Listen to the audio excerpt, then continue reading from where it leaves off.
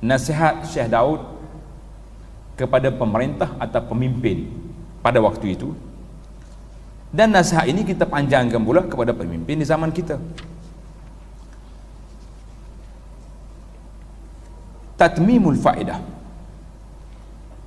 ini kesempurnaan faedah pada menyatakan perkara yang bergantung, yang bersangkut dengan raja.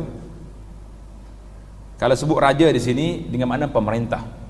Istilah orang dulu bila sebut raja, masa tu tak ada Perdana Menteri, dia ada seorang je. Raja itulah pemimpin, presiden. Zaman sekarang ni bila mari negara demokrasi berbeza, dia ada raja, ada presiden, ada Perdana Menteri, ada menteri besar. Jadi kita letak di sini dengan makna pemimpin. Dan perkara-perkara yang bergantung dengan dia, perkara yang bersangkut dengan kepimpinan pemerintahan. Kata di Abdullah bin Abbas radhiyallahu anhuma,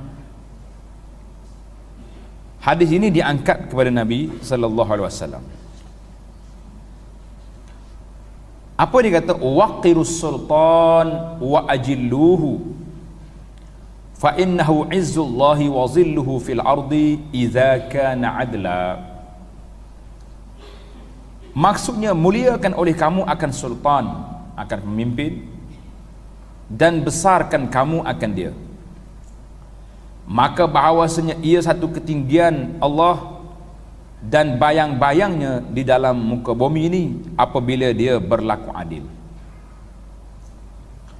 Riwayat macam ni setakat yang anda jumpa hanya dalam diriwayat oleh Ibnu Asakir dalam Tarikh Dimashq. Ibnu Asakir dalam Tarikh Dimashq menyebut cerita ni, waqirus sultan wa ajilluhu. Cuma bila sebut tentang di sini, itu yang pertama. Dan daripada Umar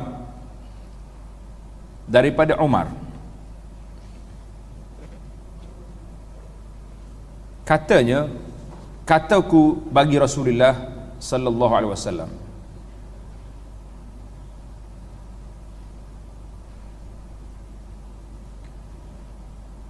Umar pergi tanya Nabi, khabarkan daku ya Rasulullah daripada kedudukan sultan ini, yang hebatlah segala manusia baginya, mana manusia takut gerun dengan dia, dan rendah baginya segala tubuh manusia. Manusia semua merendahkan diri, menghormati raja ini. Apa dijawab? Maka sebenarnya iaitu bayang-bayang Allah pada muka bumi. As-sultan zilullah fil ardi. Maka apabila baik ia, maka baginya pahala, dan atas kamu syukur, dan apabila jahat maka dosanya atasnya, dan di atas kamu sabar. Riwayat yang kedua ini suka juga nak cari, yang kita jumpanya dalam kitab An-Nihayah. An-Nihayah Ibnul Asir. Ibnul Asir ada sebuah kitab namanya An-Nihayah fi Gharibil Hadis. Dia sebut riwayat ni, wa minhu al-hadis annahu su'ila anis sultan. Ditanya tentang sultan, maka jawapannya huwa zillullah fil ard fa iza ahsana falahul ajru wa alaikumus syukru wa iza asa'a fa alaihi al-isru wa alaikumus sabru. Ini yang riwayat yang kedua. Dan daripada Nabi lagi diriwayat lagi, siapa-siapa yang memeliharakan rakyat dan tiada dipelihara dengan amanah dan nasihat, daripada belakangnya nescaya memici atasnya rahmat Allah Ta'ala yang luas bagi tiada sesuatu. Jadi dalam hadis ini dia kata, mana-mana orang yang memerintah, jaga rakyat dia, tetapi tidak jaga dengan amanah, tak jaga dengan amanah, dan tak beri nasihat, Nasaya Allah Ta'ala sempit, memicitkan, makna menyempitkan rahmatnya yang luas bagi tiap-tiap sesuatu. Hal ini hadis ini jelas dalam hadis riwayat ma min amdin yastar'illahu ra'iyatan. Mana-mana hamba yang Allah Ta'ala beri jawatan kepada dia, kemudian dia tidak beri nasihat kepada rakyatnya dengan baik, bahkan dia tipu rakyat, dia berlaku tidak adil kepada rakyat, pada ketika itu, maka orang macam ni cukup dahsyat dia punya kedudukannya di sisi Allah Azza wa Jalla. Kita tengok dalam hadis yang akan datang ni banyak lagi yang akan disebut dalam riwayat yang seterusnya.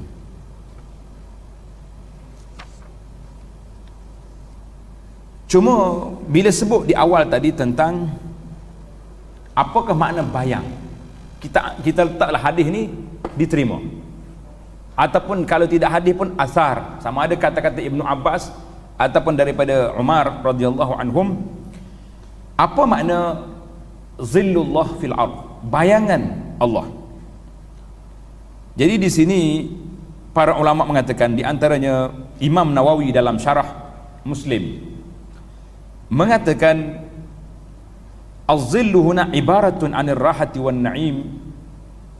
Mana bayangan di sini bermakna orang ni duduk di bawah nikmat dan kerehatan. Jadi sultan ini satu nikmat Allah Ta'ala beri kepada dia, memerintah. Allah Subhanahu Wa Ta'ala jadikan rakyat dia ni taat pada dia, padahal dia manusia biasa juga. Tapi bila jawatan tu dia pegang, orang akan ikut dia, bahkan takut pada dia. Kalau nak kira mana hebat sultan tu dengan pengawal dia, pemerintah dengan pengawal, hebat pengawal dia. Yang kawal dia polis yang pandai. Kalau zaman dulu pendekar-pendekar yang apa ni, tolak tak rebah. Hari ni mungkin penembak yang paling hebat sekali, tapi pemimpin ni belum tentu lagi pegang pistol pandai ke tidak, tak tahu, tapi orang takutnya dia. Ini huraian disebut bahawa bila orang tu diberi jawatan, maka jawatan itu yang menyebabkan orang jadi gerun dengan dia, jadi taat pada dia. Cuma atas dia lah masalahnya, dia nak guna kuasa dia dengan betul, dengan adil. Alhamdulillah. Kalau tak guna dengan adil, banyak lagi hadis-hadis yang akan menyebut di hadapan kita nanti. Kata Malik bin Dinar rahimahullah, aku dapat setengah daripada ajaran yang turun daripada langit. Firmanullah Ta'ala, Anal Malik, aku ni raja bagi segala raja, hati segala raja di tanganku, maka siapa taat akan daku, jadi aku mereka itu atasnya rahmat, dan siapa yang maksiat akan daku, jadikan mereka itu atasnya seksaku. Jadi orang yang taat rahmatlah, orang yang tak taat jadi seksa atas kepala dia. Maka jangan membimbang akan kamu akan lidah kamu, jangan memaki-maki raja, dan tetapi taubat kamu pada Allah, bahawa dilembutkan akan hati mereka itu atas kamu. Ini kata Malik bin Dinar ni pun sukar juga untuk kita takhrik akan dia. Cuma dia punya maksud dianya, kita ni duduk sebagai rakyat, kalaulah pemimpin itu zalim, buat benda yang tak betul, rakyat kena bertaubat kepada Allah Azza wa Jalla. Sebab banyak tersebut dalam hadis-hadis yang sahih. Ia mengatakan, apabila kamu tidak beramal dengan kitab Allah, pada waktu itu akan mari kepada kamu jaurus sultan, pemimpin yang zalim. Jadi kalau rakyat rasa dia dizalimi, dia ditindas, pemimpin-pemimpin yang tidak baik, maka rakyat kena bertaubat kepada Allah Azza wa Jalla, minta Allah Ta'ala, waja'alna lil muttaqina imama, jadikan pemimpin kita ni orang yang baik. Barulah jadi aman dalam satu masa. Kita tak menyalahkan orang lain saja, kita menyalahkan diri kita. Sebab apa masyarakat jadi macam ni? Sebab apa pemimpin datang macam ni? Allah nak uji. Sebab masyarakat di situ tidak lagi beriman, tidak lagi beramal saleh kepada Allah Azza wa Jalla. Dan saigianya bagi raja-raja, pemimpin-pemimpin, mengingatkan dirinya dan menyebut akan ayat Al-Quran ini, sebagaimana firman Allah Ta'ala, Ya Dawud inna ja'alnaka khalifatan fil ard fahkum bainan nasi bil haqqi wa la tattabi'il hawa fayudillaka an sabilillah. Wahai Daud, bahawasanya kami jadikan engkau khalifah di bumi. Tengok ayat ni Tuhan kata khalifatan fil ard. Allah tak kata jadi khalifah aku di muka bumi lah. Dia kata khalifah. Dalam ayat kejadian Adam, inna ja'alnaka khalifah. Allah nak jadikan khalifah. Jadi satu teguran daripada para ulama bahawa tidak tepat kalau kita kata manusia ni khalifah Allah di muka bumi. Sebab apa makna khalifah? Pengganti. Kalau kita kata pengganti Allah di muka bumi, Allah tak perlu pada pengganti. Jadi yang tepat kita kata manusia ni khalifah di muka bumi, maknanya orang yang bertugas memakmurkan bumi ini. Kita bukan khalifah Allah, kita hanya khalifah yang bertugas memakmurkan bumi. Tengok, Allah sebut dalam pada Daud, ja'alnaka khalifatan. Dia tak kata khalifati, bukan khalifah aku. Ini satu perhatian yang kena ambil. Maka berhukumlah kamu di antara manusia dengan hukum yang sebenarnya, dan jangan kamu mengikut hawa nafsu, maka kamu akan jadi sesat daripada jalan Allah. Jadi Nabi, Allah pesan kepada dia jangan ikut hawa nafsu. Ayat ini daripada surah Sad ayat 26. Surah Sad ayat 26.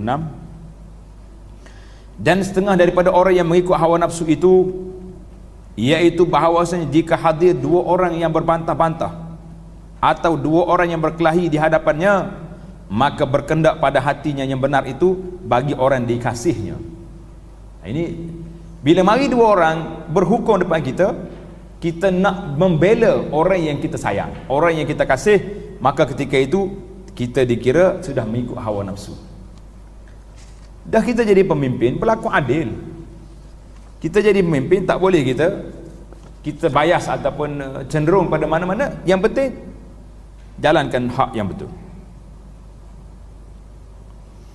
Dan kerana inilah sebab ditanggalkan kerajaan Nabi Sulaiman bin Daud alaihissalam. Ya, ini ada masalah sedikit.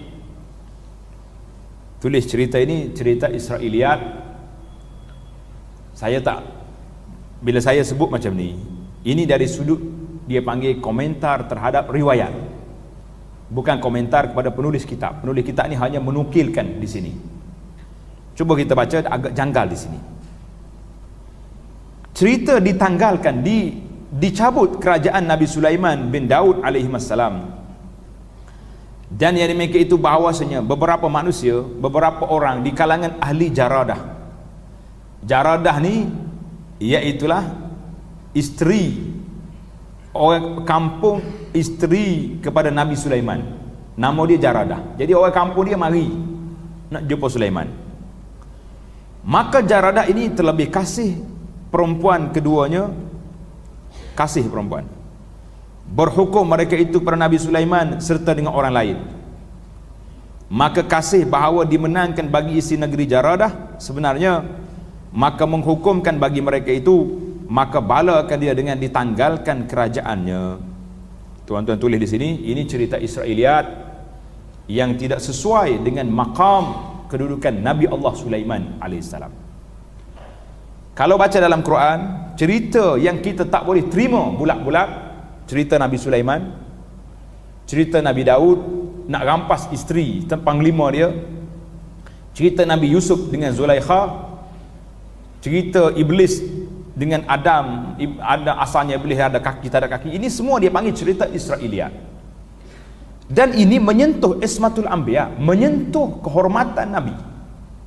Macam mana Nabi Sulaiman, Allah Ta'ala beri kepada dia jawatan Nabi, seorang yang tidak adil, jatuh hukum kerana sayang kepada Jaradah, sanggup menjatuhkan hukum untuk membela orang kampung isteri dia.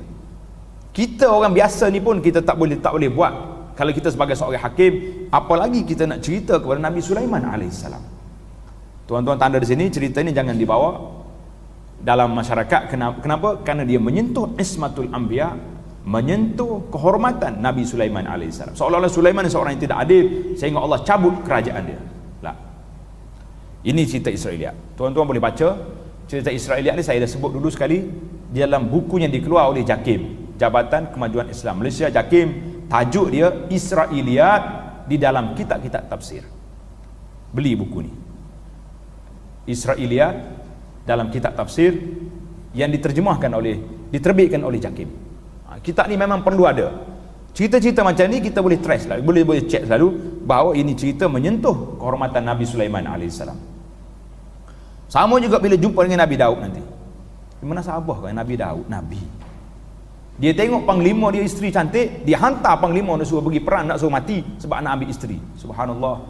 Kita dengan jiran kita tak sanggup buat, Nabi boleh buat. Ajaib. Tapi apa buat Israiliyat, apa buat Yahudi ni, Allah dia kata huduh lagi. Apa lagi dengan nak kata kepada Nabi-Nabi. Dan kata Ma'qil bin Yasar rahimahullah, aku dengar Rasulullah sallallahu alaihi wasallam bersabda,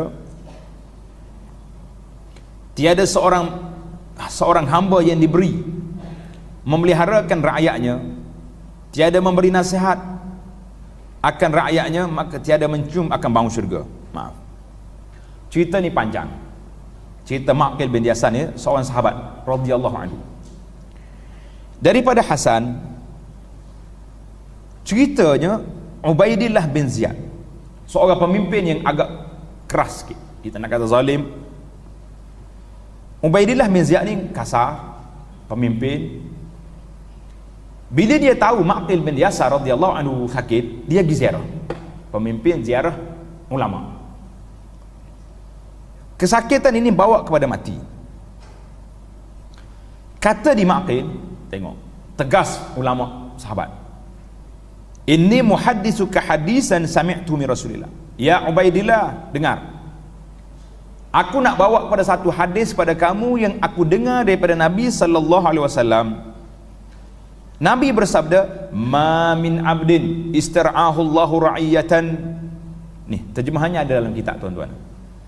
Mana-mana pemimpin, mana-mana orang memerintah pekerjaan orang muslimin, falam yahutha binasihatin, dia tak beri nasihat dengan baik, tak jaga ekonomi dengan baik, tak jaga pemerintahan dengan baik, illa lam yajid raihatal jannah, nascaya tiada mencium ia akan bau syurga. Subhanallah. Hadis ini tanda diriwayat oleh Imam Bukhari. Hadis ini dalam Bukhari. Nabi kita nasihat, dan Ma'qil bin Yasar ambil kesempatan nasihat pada Ubaidillah bin Ziyad yang jadi pemimpin pada ketika itu. Dan riwayat lagi daripada hadis, riwayat daripada hadis lagi, apa dia kata, sesiapa yang memerintahkan pekerjaan muslimin suatu pekerjaan, kemudian tiada diberi akan mereka itu nasihat seperti ia nasihat pada isi rumahnya, maka Allah Ta'ala akan tempatkannya dalam neraka. Jadi kita kekal dengan riwayat yang pertama tadi dalam Bukhari. Allahu Akbar. Hadis yang berikutnya, dan riwayat daripada Abdul Rahman bin Samurah radhiyallahu anhu, katanya, sabda Nabi sallallahu alaihi wasallam, Nabi kita bersabda, ya Abdul Rahman ibn Samurah, la tas'alil imarah, fa innaka in utitaha an mas'alatin wukilta ilaiha, wa in utitaha min ghairi mas'alatin u'inta 'alaiha. Nabi kata, ya Abdul Rahman, jangan kamu minta menjadi pemimpin, jadi ketua, memerintah manusia. Jangan minta jawatan. Ini kita minta nak jadi itu jadi ini. Maka bahawasanya jika diberi akan dia dengan engkau tidak meminta, engkau akan dibantu oleh Allah. Dan jika diberi akan dia dengan meminta, nasaya diserahkan kepada engkau. Hadis ini dalam Bukhari. Akan ada orang tanya nanti, dia tu, ustaz, macam mana kita nak minta kerja ni kena isi borang? Apakah ini bermakna kita juga minta jawatan? Para ulama telah mengkaji hadis ini, mengatakan di zaman moden hari ini, orang nak minta kerja semuanya kena tulis borang, isi borang tak? Kalau tak isi borang, mana orang tahu kita nak minta kerja? Sebab ramai orang minta kerja. Itu tidak menjadi kesalahan. Yang salahnya Bila kita dapat jawatan, kita nak naik pangkat, duk minta bodek sana, bodek sini, itu yang tak boleh. Kalau orang nak beri jawatan, awak layak naik pangkat. Tanpa kita buat sebarang penyelewengan ataupun bodek sana sini lah, itu tak ada masalah. Kita terima jawatan dengan baik, alhamdulillah. Tapi kalau kita naik dengan cara nak pijak kepala orang, dengan cara guna kabel-kabel yang tak sepatutnya, ini dilarang. Masuk dalam hadis, ini larang. Hadis Abdul Rahman bin Samurah ini menarik.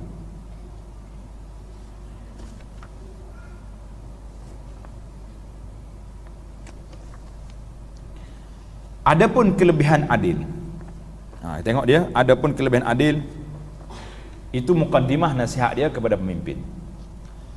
Ketahui olehmu bahawasanya adil Malik itu, Malik, lam dia kena letak bagi bawah. Malik, kalau baca malak makna malaikat, jangan tukar bagi. Malak, malaikat, Malik, raja. Bahawasanya adil Malik, raja itu mewajibkan kita kasih akan dia, dan zalimnya mewajibkan kita bercerai, meninggalkan daripadanya. Ini bahasa orang Melayu kata raja yang adil, raja yang disembah. Tak betul. Mana boleh sembah Allah kan. Kita kata raja yang adil, raja yang ditaat. Nah, itu yang betulnya. Jadi dalam ini kata apa? Syekh Daud kata, bila orang tu adil maka wajib kita kena kasih. Apabila dia zalim, kita tinggalkan dia. Bukan makna kita kena lawan. Lawan tu ada syarat dia pula. Dan afdal zaman itu zaman raja yang adil. Jadi kalau kita duduk di zaman pemerintah yang adil, itu yang afdal.